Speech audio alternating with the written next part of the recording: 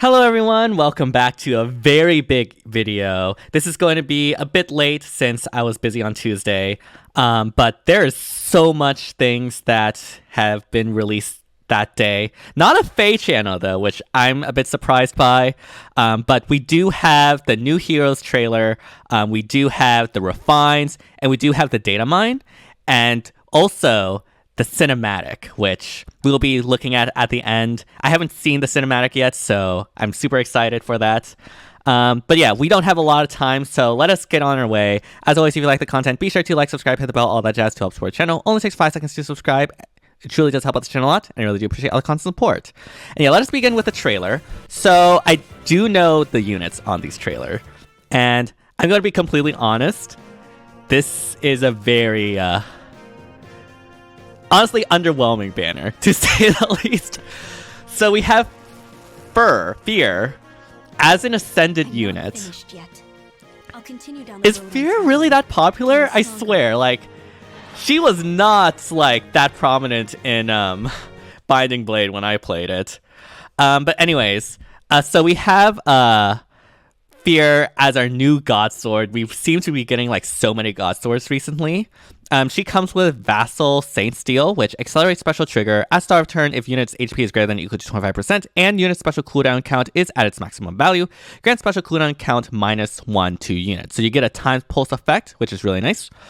At start of combat, if unit's HP is greater than or equal to 25%, grants all stats +5 to unit, inflicts speed defense -X on foe. X equals 11 minus foe's max special cooldown count value times 2.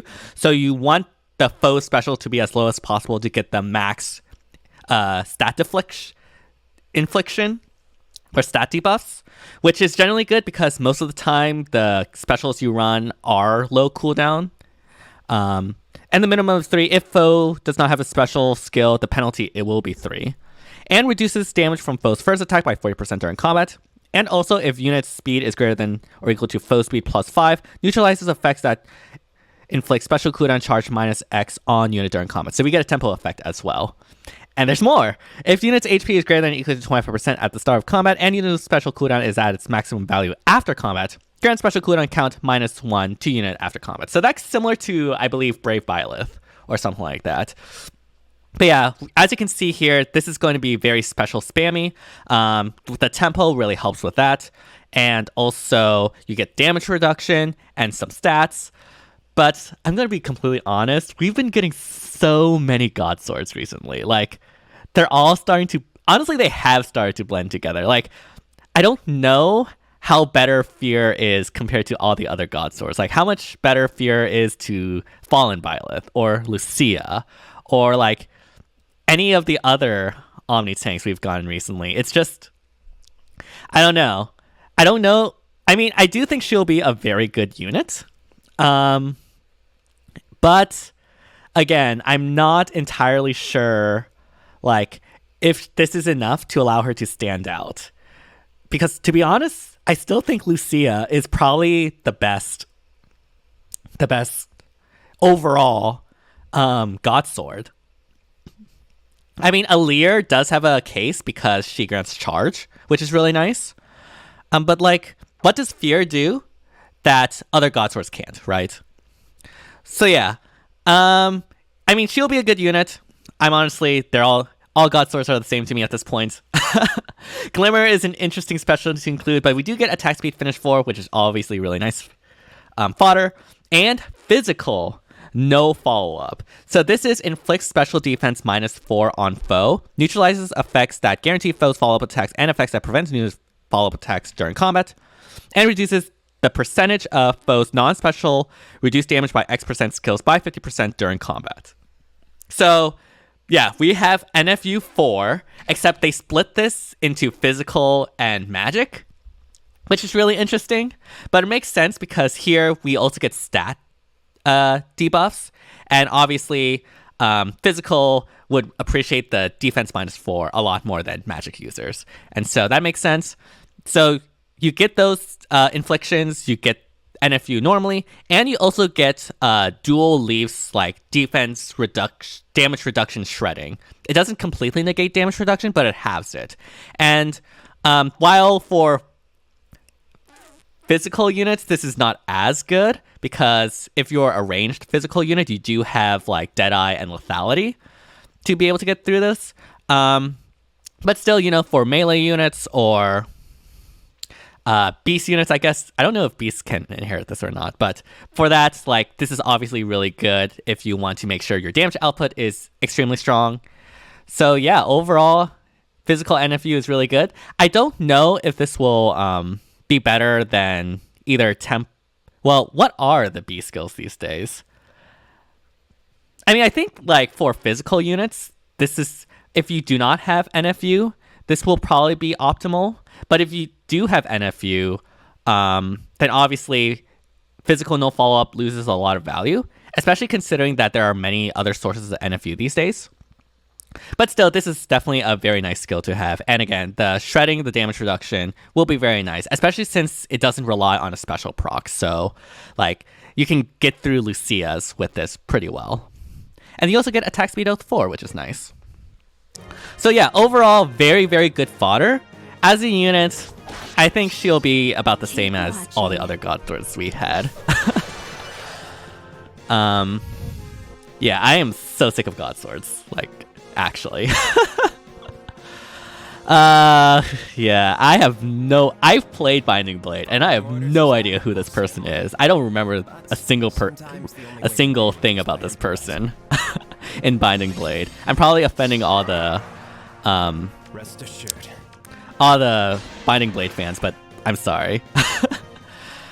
Alright, so we have Ilian Merc Lance. Oh, right.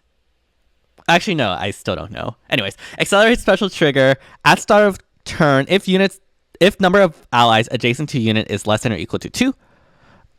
Grants dodge and neutralizes foes' bonuses during combat to unit and support partners within 2 spaces of unit for 1 turn. If number of allies adjacent to unit is less than or equal to 1, grants all stats plus 5 to unit during combat and deals damage equal to 50% of foes' attack, including when dealing damage with a special trigger before combat. Okay, so you get slaying, and as long as you... The idea with this unit is that you want to have him as alone as possible. At most, you want him only next to one other unit. If you have him next to 2 other units, it's fine because you still grant like the supportive effects that are really nice to yourself and your support partner, like dodge and the neutralizing of foes bonuses, which is really good as support. But obviously, if you manage to get that down to 1, you get the stat buffs, you get true damage, and that true damage also includes AoEs, which is really nice. 50% of foes' attack is also really nice as a true damage like stat check, because you're not going to be... Most of the time, like, the enemy is trying to debuff your attack. And so, given that here we don't see any attack debuffs in the weapon or the kit, the foe's attack should be relatively high so that you can get a lot of true damage. And attack is one of those like stats that can get really high, especially with like the weapon and all that sort of stuff. We also get alarm speed defense, which at the start of turn, if number of allies adjacent to unit is less than or equal to 2, grants speed defense plus 6 and cancel 1 to unit for 1 turn. If number of allies adjacent to unit is less than or equal to 1, grants speed plus 3 to unit during combat. So yeah, we've seen these alarm skills before. I believe Nerthus has this. Considering that it's not inheritable to ranged cavalry units, I'm not the biggest fan of those anymore. But like, cavalry units, I guess, don't really have that much options, so I guess this is nice, but yeah, not the biggest fan of the skill. Honestly, this unit, I mean, all the things he does is nice, but I don't think it'll be that meta impactful, to be perfectly honest. Not really feeling it. Although I think like he could be a very good support partner because of the dodge. Probably for like Omni tanks or like other tanking units. As long as he can meet those like adjacency conditions, of course. There are so many archers here. Anyways, we have Dorothy. I thought it was Dorothy. Yeah. So Dorothy is our D mode. We have Defier's Blow plus, effective against flying foes at start of combat if foe's HP is greater than or equal to 75%. Grants defense +5 to unit. Inflicts defense -5 on foe during combat. And also if foes has bonuses, grants bonus to unit's defense and inflicts penalty on foe's defense during combat equals to the current bonus on foe's defense. I'm not going to lie, I don't think this is a really good bow. I prefer Whitecap and Arcane Bow. And yeah, overall, I don't think there's much to say about this. Dorothy is a demote. And yeah, I don't think there's any saving her, unfortunately. And yes, this is by far the most important unit of the banner because we do have Heiðr, Innocent Goddess. I'm Heiðr.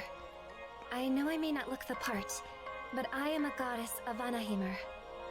What can And I yes, do? she will be an Astra mythic. A goddess of And as you can see, you can use her assist skill, which is like a rally, and she still gets another turn. So that is something similar to, like, I believe it was Sane.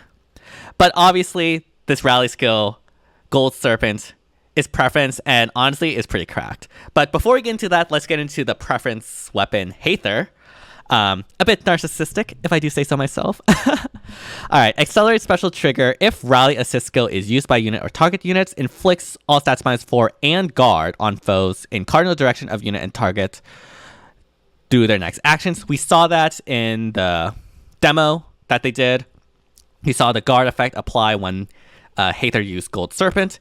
And so, yeah, this is sort of like a ruse. And ruses are really good. Inflicting guard is just really good in general because guard, helps prevent specials from being procced, which is really good for survivability. Also, if unit initiates combat or is within 2 spaces of an ally, grants all stats +5 to unit, deals damage equals to 15% of unit's attack, excluding AoE, so no true damage for that, and reduces damage from foe's first attack by 30% during combat. So this is pretty decent. Obviously, again, the ruse is really nice for supportive effects, but everything else is pretty much for her combat. Extra stats. Theoretically, you can get like a 9 stat swing for each of those stats. That plus the true damage means that she'll hit pretty hard. And also, the damage reduction definitely helps with survivability in case the foes counterattack.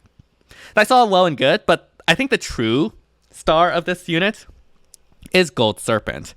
Grants the following effects to unit and target ally for 1 turn. From turn 1 on, grants attack speed +X, X being the number of turns times 2, maximum 8. So on turn 1, that'll be attack speed +2. On turn 2, that'll be attack speed +4, and so on and so forth. On turn 2, enables Canto 1. So you can just give Canto to pretty much anyone, which honestly is insane. You get this for both the target and yourself. And especially for ranged cavalry units, that is really good because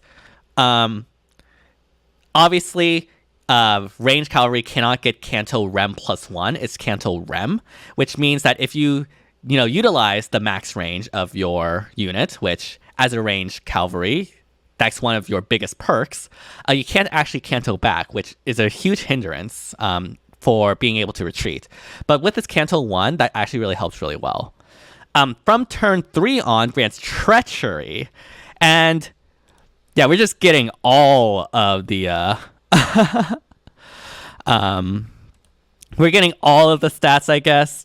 I believe Treachery is the one where Harmonic Roy has, where you deal true damage based on the bonuses you have. So by turn 3, you will basically get +6 to all stats, and so that +6 is 24 total. So you get 24 true damage if you wait on turn 3, which is kind of insane. Actually. So yeah, obviously the later you use this, the better it will be. But that's not all. And from turn 4 on, grants Dual Strike. So you can have Brave as well from turn 4 on. And, that that just gives you brave effects. That plus the treachery true damage. At that point, it'll be like 8. So you would have 32 true damage per hit. That is actually insane. Like, actually insane. Now, the only problem about this is that, again, you have to wait in order for all the effects to stack. So in something like Aether, obviously for offense, you can wait, but that can make like trying to get the pots and all of that a lot harder. Normally, you want to go as early as possible or when the Bolt Tower hits, which is on turn 3. Obviously, this is still really good on turn 3. But for like player phase strategies, generally you want all the effects in by turn 3. If you're not using Bolt Tower though, it's not that big of a deal then. Like, it doesn't matter if you're like Gale Forcing. Honestly, this seems like a super good unit for Gale Force. You could get true, if you wait till turn 4, you get true damage and dual strike, which can help cut through a lot of the save units and just begin Gale Forcing and getting through the team. And honestly, I think that will be probably one of her best uses for her. Now, obviously, she'll be very useful for like other teams as well, like tanking. Guard is super good for that. Canto 1 is just really good in general. And then Treachery can help make sure that the opponent stays dead. But yeah, Heiðr is kind of cracked. We also get Remote Sparrow and Magic no follow-up. Now, this is the same as Physical no follow-up, except it's Speed Res -4 instead of Speed Defense -4, which makes sense. Now, this has a lot... this basically competes with Special Spiral 4 for a lot of the mages, because we do not have a mage special yet. So one of the ways mages can get through damage reduction is through Special Spiral 4. Now, Magic no follow-up doesn't completely get rid of damage reduction. It has it, but again, it doesn't rely on a special proc. So depending on the exact mage you're using, especially if they don't have NFU, this honestly can compete with Special Spiral 4. So yeah, I can see this being used really well. And again, because this does not require a special proc, you can use this against Lucia to cut through her damage reduction, and just a lot of units in general, especially if they run like guard or something. But yeah, Magic no follow-up looking really good. Heiðr in general, I think, is looking really good. 99 times 4. Okay.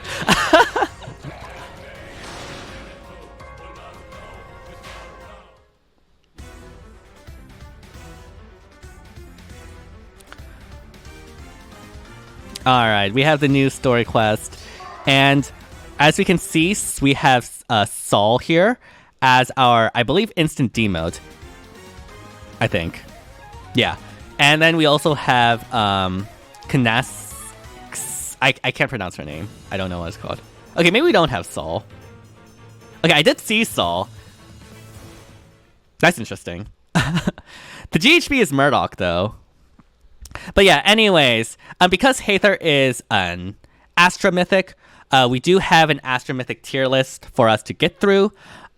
This is where I currently rank all the Astra Mythics. Now, do keep in mind, Astra Mythics in general are very good, right? Like, Ashera, Altina, even though I put them in C, C does not mean bad in this case. C just means viable, because again, Astra Mythics just in general are very, very strong. So please, Oblivion, don't at me. I totally understand. But yeah, in S tier, I definitely put Plumeria and Elamine as first. Plumeria, being a Mythic Dancer, as always, is just so good. And then Elamine, obviously, False Start is just broken. In A, we have Reagan and Heiðr. Reagan, again, being Canto, allow you to do a lot of cool mobility, clear away a lot of the defensive structures and all of that. And then Heiðr really helps with the ending turn. I don't think it's as good to be put up in S, because most of the time, for Gale Force at least, like, it's not need it if you play well, but it does make it a lot more comfortable, makes it more flexible, and obviously, if you're tanking, this could be very helpful to lock down a specific nuke that you don't want to attack you. And then in B, we have Thor and Naga.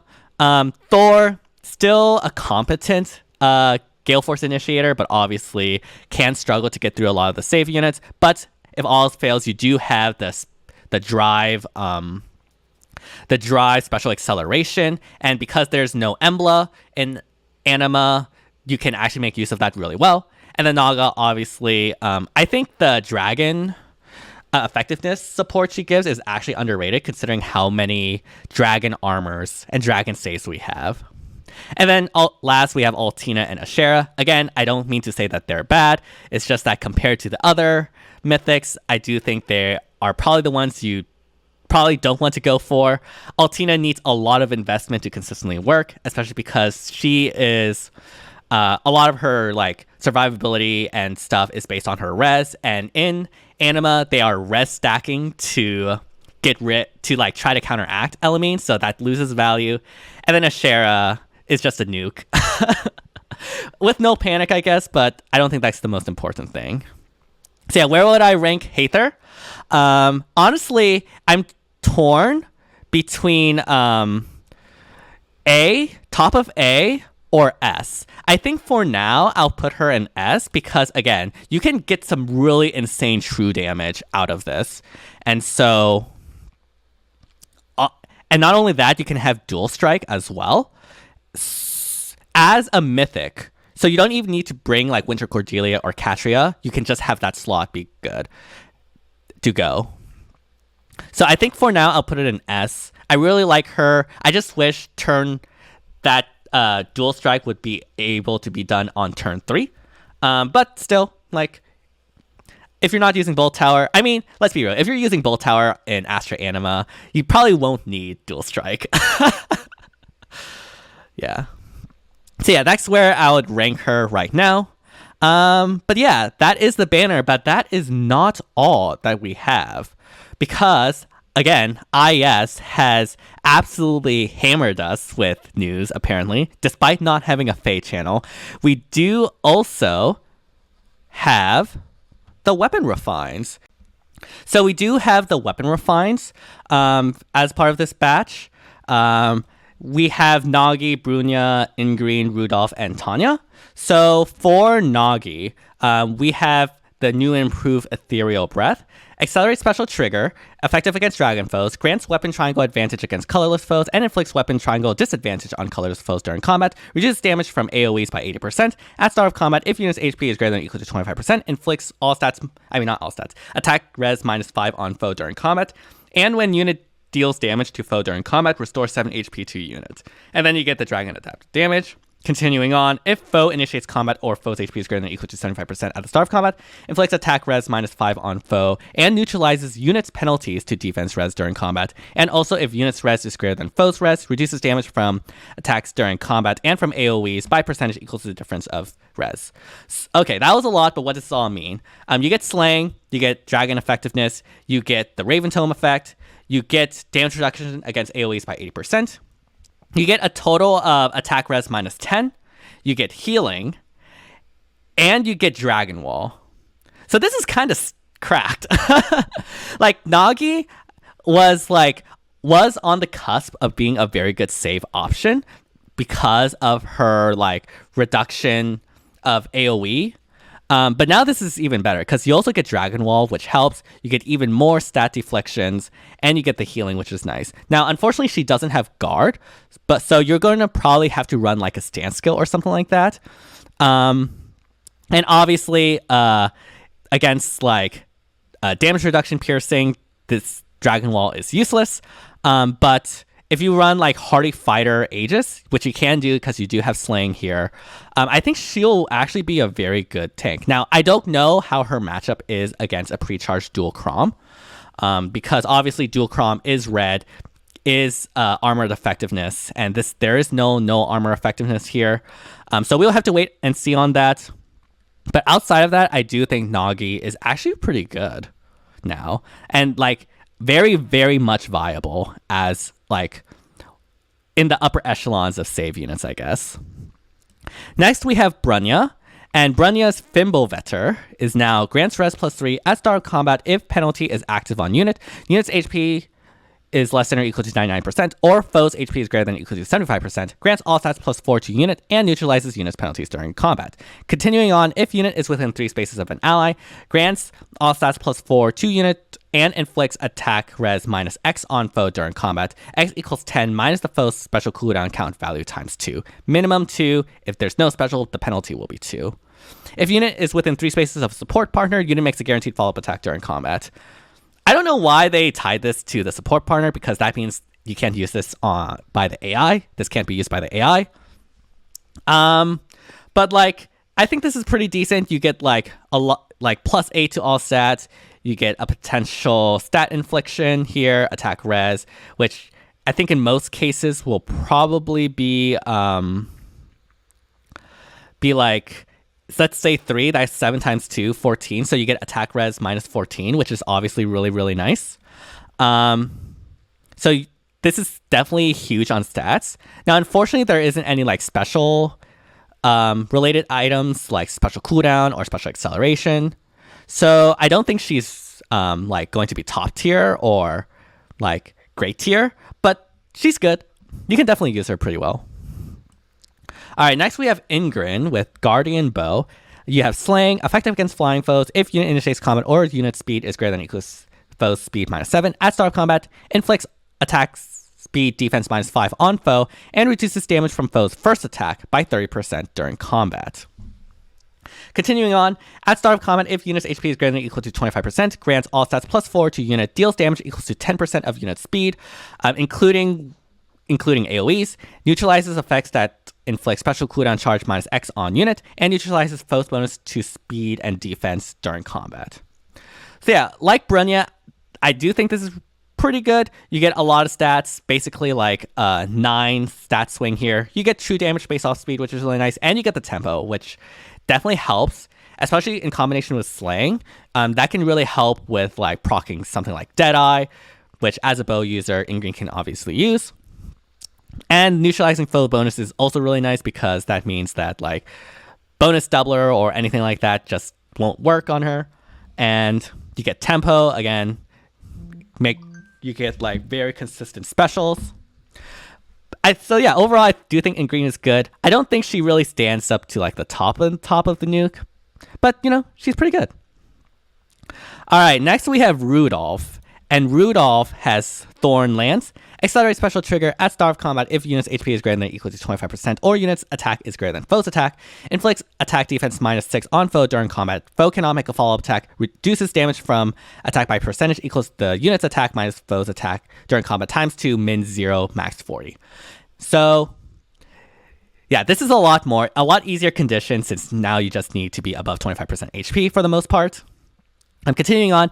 If foe initiates combat or foe's HP is greater than or equal to 75% at start combat, inflicts attack defense -5 on foe during combat, inflicts attack -X on foe, and grants attack +X to unit during combat. X being 50% of highest total bonuses among unit and allies within 2 spaces of unit, and restores 7 HP to unit after combat. Okay, this here is insane, because if you get like +6 to all stats, which you can easily do with something like either Hatari Azura or just stat buffing, you get like attack -12 on the foe and attack +12 on yourself, which basically maxes out this damage reduction. And that is on top of all the attack debuffs you already have. So theoretically, you can debuff your opponent's attack by like a 23, which is actually insane. Like, that is insane. So Rudolph actually got a really, really good refine here. Being blue means that obviously you don't have to worry too much about dual Chrom, but also by reducing the attack, it means that you're reducing the damage that Chrom can give, which is multiplicative in nature, because obviously effective damage multiplies Chrom's attack by like 1.5. So the more you reduce that side, you gain more per like in comparison to like buffing your own defense, for example. So you gain more value that way. And so like this is so much attack debuffs. I'm actually shocked. Like this is actually insane. So yeah, Rudolph will be very good. I don't know if he'll be meta like dual Duma or dual or harmonized Tiki. But I think he's in contention. Last but certainly not least, we have Viola Drake Bow from Tanya. Effective against flying foes at start of combat. If unit's HP is greater than or equal to 25%, grants all stats +4 to unit during combat. Deals damage equal to 10% of unit speed, and including AoEs, and calculates damage using the lower of foe's defense or res. At start of combat, if unit's HP is greater than or equal to 75%, or penalty is active on foe, grants all stats +4 to unit, inflicts all stats -X on foe during combat, X being the current penalty on each of foe's stat during combat. So yeah, that was a big of a mouthful, but she gets all stats +8, true damage of 10. You get adaptive damage, so no need for Hexblade or anything like that. And you get a foe penalty doubler, or like the Plegian effect of sorts. So Tanya is actually a really good bow user. The only thing that's sort of a drawback is the fact that she does not have slaying. She doesn't have anything to do with like special acceleration or special cooldown things. And so like running Deadeye can be a bit harder. But like outside of that, I do think Tanya is actually a really good bow unit. I don't think it's as good as Dual Crom or Legendary Alm. And I don't think this will make her like meta or anything, but still pretty good. Like, yeah. Very good refine. I like it. So yeah, those are the refines. Thank you, Phoenix Master 1, for the graphic as always. When it comes to the tier list for the refines, I do think Nagi and Rudolph are in A tier. This is not ordered within the tiers, by the way. So just keep that in mind. Honestly, I don't know which one of these is better. If I had to make a gut check right now, I think Rudolph is better just due to that attack deflection. But I'm not sure. And then in B tier, I have Brunnya, Igrene, and Tanya. Honestly, Tanya can rise up to A, potentially. I'm not sure about that. But honestly, overall, I do think this is a very good set of refines. Like, I don't think any of them are like duds or anything like that. So yeah, overall, very, very nice. That's not everything, of course. We also know that we have Murdoch as the Grand Hero battle. We have the art. Looks very, very cool, if I do say so myself. And Murdoch does come with a perf Wyvern Hatchet. Unit can counterattack regardless of the foe's range, so you get built-in DC. If foe initiates combat or foe's HP is greater than or equal to 75%, at start of combat, inflicts attack defense -6 on foe, inflicts attack -X on foe, X being 7 minus the current penalties on foe attack. And unit makes a guaranteed follow-up attack during combat. This is pretty decent. I don't know if this will make him meta or anything, but, you know, for a Grail unit, it's very nice. And yeah, we did see Saul, and Saul is here. I don't know how we get him, but I guess he's an instant demote? Yeah, I'm not entirely sure. We did see in the trailer that we have Severe. Again, I do not know how to pronounce that, but she is a Red Mage Cavalier. So, honestly, a very cool cavalry right here. Like, this is actually really, really cool. I like that a lot. And of course, we also have the art for her. We did see this, but we do have the attack art right now. So that is really cool. And then, yeah, we do have the stats. Heiðr is super attack and speed focused. Same thing with Fir, which I guess is to be expected. Same thing with Noah, although Noah also has really high defenses, which is interesting. Dorothy, again, very offensive stat line, especially for a demote. Saul, I guess, is also pretty good. All these are very offensive, I will say. Very offensive and very speedy besides Murdoch. But, like, Murdoch is an armor, so I guess that's to be expected. All right, something also that we have is that we have new Squad Assault seals that we can get upgrades so they can get more stats. And these seals now are also 240 SP. So even though like this doesn't gain a bin, this is still very good for units like Aversa, for example. Thank you, Nervous Elevator 7. Or those that want like HP and, you know, more stats, which is always good. So that's very interesting. We also have Severe's weapon, who has, you know, She is going to be an enemy, so we did skip this. She gets Slaying at start of combat if unit's HP is greater than or equal to 75%. Grants all stats +5 to unit. Grants special cooldown charge +1 to unit per attack. And neutralizes effects that guarantee foes follow-up attacks and effects that prevent unit follow-up attack during combat. And also if unit's first combat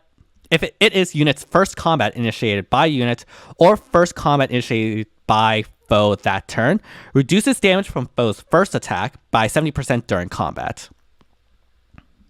And then if unit's HP is greater than or equal to 25% at the start of combat, after combat, if unit attack inflicts panic on target and foes within 2 spaces of target. So yeah, very, very decent weapon. Again, this is not everything, so we'll need to wait to see what the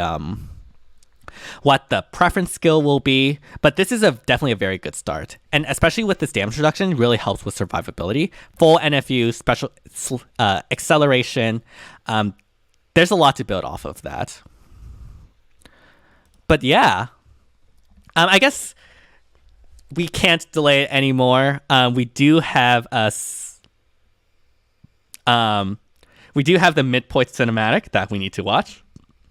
So yeah, let us get right on to that. Oh yeah, Kavir said that she was going to be Golvig or something.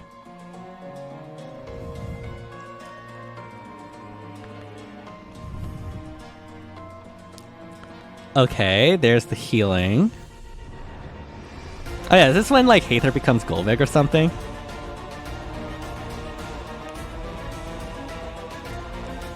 Okay. Oh yeah, I think that's the serpent we saw in Oh hey, it's Nerthus! Hello! Oh, are we going to like shoot the weapon?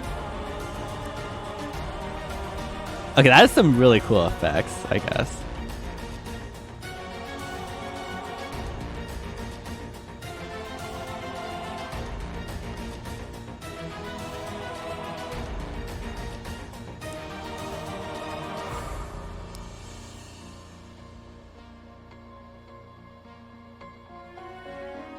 Wait, hold on a minute. Is this implying what I think it is?